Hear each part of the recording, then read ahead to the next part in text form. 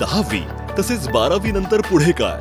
Diploma तसेच degree engineering करिअरसाठी सर्वोत्तम पर्याय श्री आनंदराव आबिटकर इंजिनिअरिंग कॉलेज, गारगोटी पाल, तालुका भुदरगड, जिल्हा कोल्हापूर। सर्व शासकीय योजना आणि स्कॉलरशिप उपलब्ध।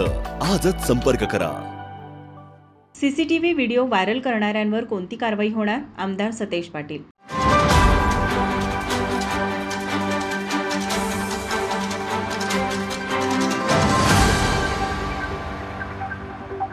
राज्यातील सर्व शासकीय आस्थापनांमध्ये सीसीटीव्ही बसवण्याचा शासनाने निर्णय घेतला आहे।